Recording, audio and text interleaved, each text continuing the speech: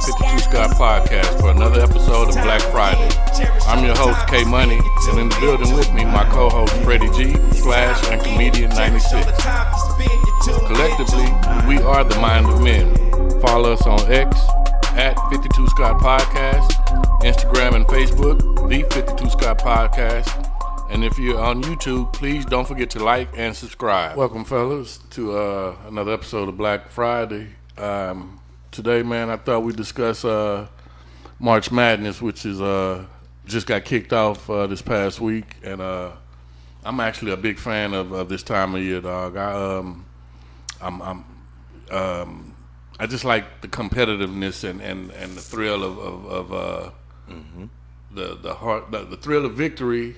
And then the heartbreaks from those Cinderella teams that seem to somehow do good each year. You know, there's an upset. Always one. You know, they've already had some this year, but Kentucky and two of the teams got upset. I think Kentucky and somebody else. I can't recall. The first night, 71-67 was the final. I think that was Kentucky. Kentucky has been one that knocked out early, and Kentucky is a powerhouse school. Mm-hmm. I had them in the Final Four. In the last 5 years, you know, they've gotten knocked out in the first round. In the last 4 or 5 years. They did. You know, they got a drought going on, and again, these are one of the powerhouses that's known to typically be in the Final Four, you know, around March. Mm-hmm. But man, this, like I say, this is a very big time. You know, last year this happened to be the championship just happened to be in Houston. And I was lucky enough to kind of be around the some of the festivities that they had going on, and this is a big event, bro. Mm-hmm. It's like it is the Super Bowl of college basketball, but it's for like 2 or 3 weeks. Yeah, but it's in different cities, and the championship is in one city. Mm-hmm. So you know, just imagine the revenue that a lot of cities are able to bring in just from hosting, you know, some of the games, you know, like I know right now, and what I like about it is it's so big. I think it's a team. There's 64 teams, if I'm not mistaken, that form a bracket, and out of those 64 teams, I think it's 4 regions. So they're playing in 4 different cities, and in those 4 different cities, you know, again, the revenue that it's helping to bring into those cities, I think is tremendous, because I was looking at some numbers, and last year, if I'm not mistaken, March Madness brought in a total revenue of roughly over $1 billion. Wow. Yeah. That's a bunch. Yeah, that's a lot of money, man. It is. Know, just think, you know, the merch, which everything is expensive as you know, normal when you go to these sporting events. Right. But just the tickets alone are expensive, and everything. Right. But the good thing about it is, like I say, with them playing in 4 regions, you know, if you get one ticket, I'm sure you possibly can stay in and watch, you know, the next game that's playing, I would think. You know, if it's not sold out. But, you know, just the competitiveness of a lot of the games that's going on, and just to see a lot of these smaller schools get, you know, this type of exposure is also a great thing. Right.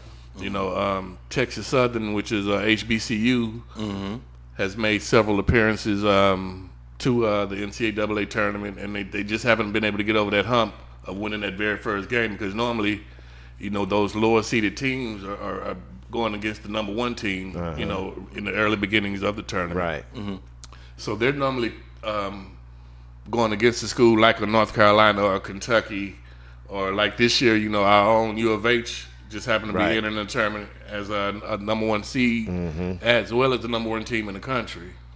You know, so that's a very great thing. I just hate that, you know, last year with the championship being held in Houston, you know, not saying that they're going to win it, even though, you know, I'm of course going for them and rooting for them, but to win, you know, that championship in your hometown, you know, would just be the icing on the cake, in my opinion. Speaking of U of H, man, I want to know if y'all caught this. So did y'all watch the U of H game? Yeah. When they played Leewood. Yeah. I think it's called Leekwood? Longwood. Yeah. Now, I don't know where the school is from, but the head coach of that school Now, keep in mind, these commentators are not local commentators. Right. But they were talking about this head coach, and the head coach actually at one point in his life lived in Houston. Oh. And they made it a point to say he lived in 3rd Ward. White coach. Then they also made it a point, which I thought was like super cool. They said he lived in 3rd Ward down the street from Jack Yates High School. Okay. Yeah, bro. I saw that, Fred. Yeah. Freddie G. Yeah. You know I got crunk too. I started to chase you when I saw it, bro. But Yeah, that was a lot. Look, you know what's so crazy? I wonder how old's the coach? You know. He looked like he could probably be in his early 50s maybe. Yeah, maybe early Yeah. mid 50s. So but you know what's crazy though, he moved to Houston by building. He was a lawyer, Right. Yeah, and then yeah. he built an oil company. So I think that's kind of what brought him to Houston. But basketball was his passion. Okay. And he lived in 3rd Ward because he coached the AAU team, and he wanted to live where his players. He wanted to live around the environment that his players basically Lived in, Yeah, right, and so that's what got him in 3rd Ward, which I thought was tremendously cool. That Yeah. is so crazy because this is during our. If he's in early 50s or mid 50s, that's during our period. We pretty much knew if you were a different race because 3rd Ward wasn't. We didn't have plethora of white. Nah, people. this would have been. When did he move here? That's what the point I was trying to say. I would say this would have been probably 15 years ago. Okay, yeah, that would make sense because Yeah. we've been building and it's been I just thought it was diversified. it was interesting how they could have said right down the street from Texas Southern University. They They used could have Jack. said Said that. right down the street from the U of A. University of Houston because they were playing university. What was it to make them say Jack Yates. Jack Yates High School? That says a lot, man. About 3rd Ward and That just the school history. itself. Yes, it's historic. Yeah. You know, I can remember, and I'm sure you guys may remember. I can't think how far back, but you remember Joseph Young, Yes. not the father but the son. Yes. And Yates when he played for Yates, and I know this is a little off topic, but when they played his senior year, they were blowing out schools, 50 plus points. Yeah. And they ended up, I think they were ranked maybe the number 1 team in the nation at that time. Yeah. And they made ESPN. And just to see the school on ESPN, just gives you that pride that Right. we already have. Yeah. Have you sticking your chest out even more. Because how many high schools that you know that you're affiliated with or Right. know of that you hear and see on ESPN. Yep. So just to hear these commentators like Freddie G say mention Jack Yates, Right. it put a big smile. And I can imagine anybody else. I thought about C-Dot too as well. Shout out to C-Dot, Cigar Lounge. I just imagine that the folks up in there was watching the game because it was U of H. Yeah. And I'm sure they got crunk just hearing Jack Yates as well. Yeah. If I'm not mistaken, Jake. Well, I think you just said that, but Yates was on ESPN. Playing? Yates. Yeah. Yeah, when they- we went to state, but was it right before COVID? I think in 19 and 18. They were 2 years, but the second year is when they lost. Yeah, they had a pretty nice basketball squad for several years. It was a dynasty, because normally, they were known for their football, but now They did the ESPN too, and where you had to wait for it, comes on late, but you still got to see it. You're just happy to see your alma mater on TV playing, and especially high school. Right. So let me ask you, fellas. Like I said, I'm a big fan of March Madness, and I hadn't always been a fan, but as of lately, within the last 5 years, I'm definitely tuned in. It's not just one team that I'm going for. I just like I said, the competition that you get to see and witness. Do you guys get all involved in all that bracketology? Forming your own brackets or any of that? I do because they have the $1 million challenge. Yeah, see, I know you're a gambler. No, I'm not a gambler like that. I'll take a chance on if it's free. I'll take it.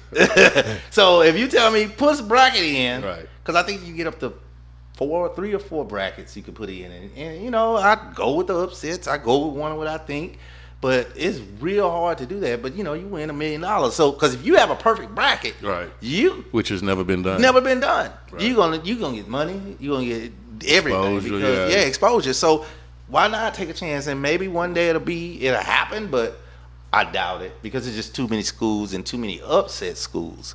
But to answer your question, yeah, I get into the March Madness. I'm gonna tell you why. It's just NBA basketball. It's more of a payday to me. It's not the same. So I like competition, and March Madness is the center stage, and everybody's watching. You sort of like World Cup and soccer. Mm-hmm. Everybody's watching, so they're gonna compete because they're trying to look good. They're either trying to get in the NBA, they're trying to get, for whatever reason, they're gonna try. They're gonna hustle. They're gonna put that extra on the line. Yeah, because it's the time to shine. Exactly. You got everybody watching. Exactly. So now that's why I want, because they out there actually hustling. And shout out to the girls. Girls, honestly, I told y'all this before. I think girls hustle harder than men.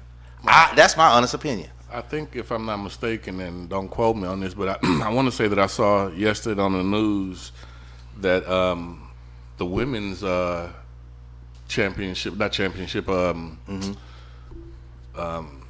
tournament is generating more revenue than the men's this year. Because ticket sales. Dawn Staley. Don Staley and the Caitlin Clark. Caitlin Clark, Dawn Staley, but Dawn Staley's Caitlin Clark, really, yes. Yeah. Because if I'm not mistaken, they're undefeated. But South Carolina, which is the school Don Staley coaches, they're undefeated. They're undefeated. Yep. Right. So with both of those, Dawn created a Dion effect in girls basketball. That's what she did. Dion, that's a good analogy. She's been shining for 2 years. This is her second year. And rightfully so. And she's still shining in this year. She's still headline news 2 years later. Hey, here's some local, man. Rice, they actually gave LSU a nice little run. They did.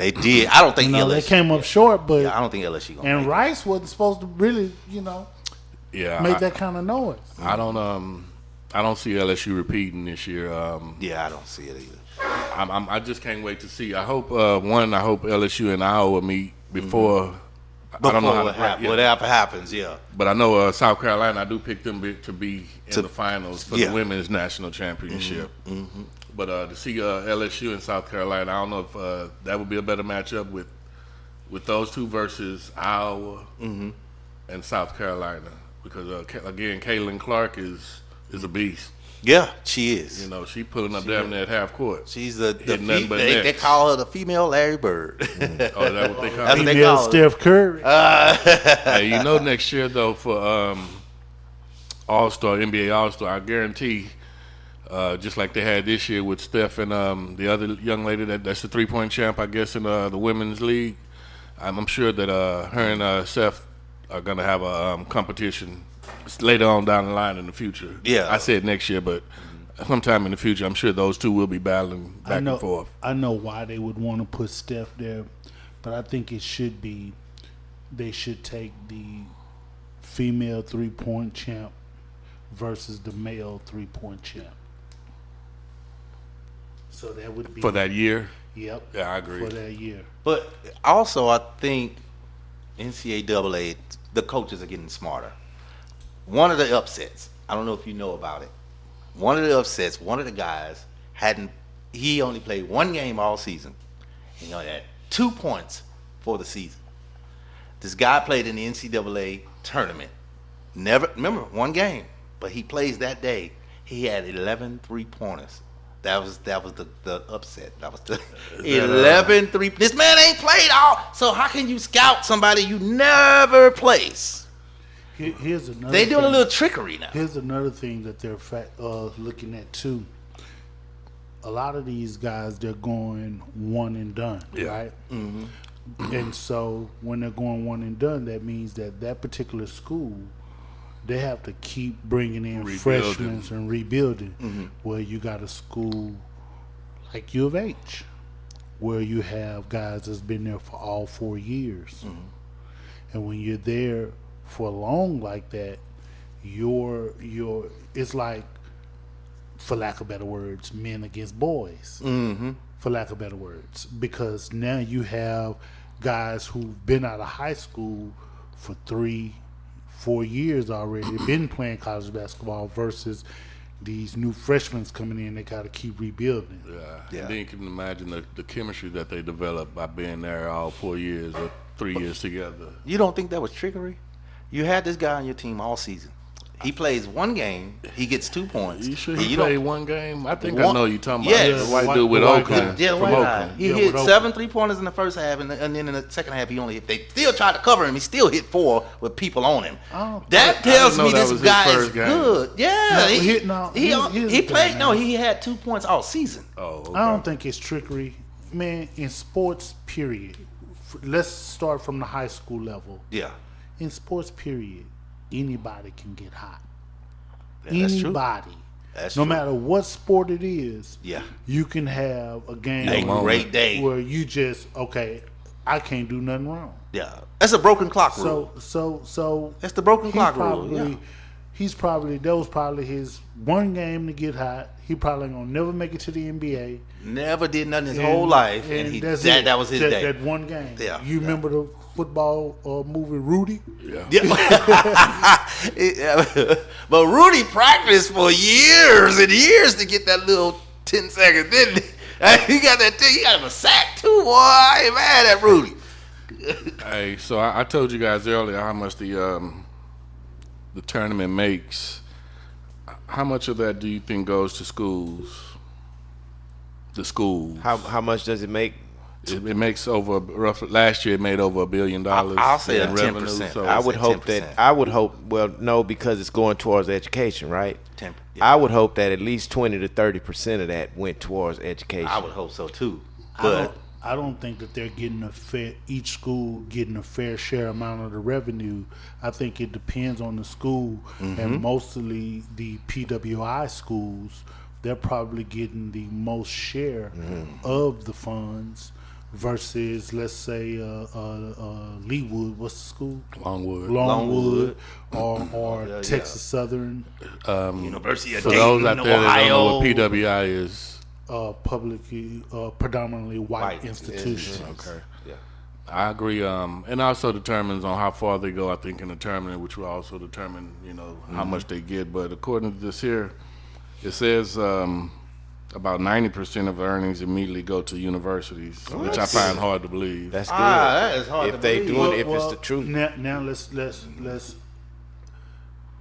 How much did you say the tournament is made?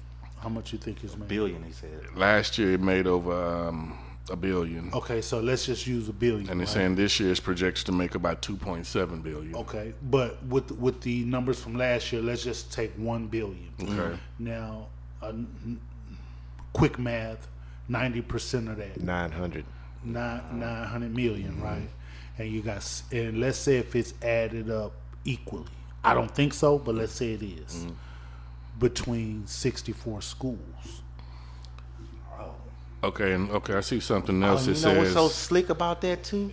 In order to be a nonprofit, you have to donate 85% of your earnings. No, I'm just saying. Listen. Hear me out. So that extra 100 million, because they get 900 million, right? So if they say that they give 900 million of the 100 million of the 1 billion, if they giving 900 million of the billion, that would make them nonprofit because it. Man, the money that's left over got to go to the hosting city. I know, but they giving away 90%. If they're saying they're giving 90%, all you have to do to be nonprofit is be 85%. Okay. They're giving away 90. so- So that 100 billion is tax free for them. That's here's- what I'm saying. Here's the thing, though. This is what I would think. First of all, I don't think they're giving away nothing. I think those schools earn He just said that. the right to be there. right. You say they give away 90%, don't they? He say going toward the school. Right. But I also see here it says those payments are also determined by units, which are earned for each game a school plays, Earn. Okay. not including the national championship game. So it says also each of the 132 units are up for grabs, and they're worth about $2 million, which is paid out over 6 years to the schools. Oh, So okay. Yeah. Then I can see it if that. I can see So it. they did earn it. They earned it. Yeah. So never mind. So the longer you in those brackets, the more money I you go was with. thinking about, because see, we thinking when you say 90%, right? So in our head, in your head. In No, your head. no. Stop Your putting head. everybody in this Just with your you, man. head. No, I'm talking about for listeners. You could think, oh man, they giving away 90%, so they don't hardly have anything left. But really, that 10% is $100 million. That's a lot of money. So that's what I'm saying. For the listeners, you might think, oh, most of it is gone. They ain't got but 10% left. But that 10% is $100 million. Yeah, it's still $100 million. That's a lot That of is money. true. That's the point I was Yeah. trying to make. Like, if didn't it is come out right. nonprofit, that is a lot of nonprofit money. The way you were making that point, it didn't come out right. Yeah, no, I said it wrong. My bad. Yeah, and that's how I was trying to say. I'm like, man, if y'all, that is smart, because if you did, just say you gave it away, 90%, whatever. I still got $100 million and I didn't even do anything. But you can't see these big time schools being a nonprofit or Yeah. organization. No. Right. Not at all. And it says, the money that the association does keep, it goes towards scholarships, athletic scholarships, and insurance and things of that nature. And it should. That's a Yeah. good place for it to go. Well, It is, but go ahead. that's the reason why I said that nonprofit, because it makes it not taxable too. That was another point I was To the trying school? make. Yeah, schools Well, and it's everything. given to them. So That's what I'm saying. It makes it not That's taxable. a gift. Yeah, that's right. not taxable. So Yeah. it's compounding of things. And that's going through my head. So don't worry about Your it. head. Yeah. In your head. In your It's head, a right? I'm compounding the nonprofit plus also the donation, the gift, all that. So it's like everything's not being taxed. I'm wondering if the whole billion that was made is being taxed at all. You making my head hurt now. Yeah, see, that's what I'm saying. That's what's going through my head. Because it's like you have so many avenues to make this money non-taxable. That's what's going through my head. Anyway, go ahead. It's an accounting thing. Don't worry about it. Yeah, you like Rain Man up in Yeah, this motherfucker. it's serious, because I'm like, that is a lot of money to not tax in my head. That is what's going through my head, seriously. Okay.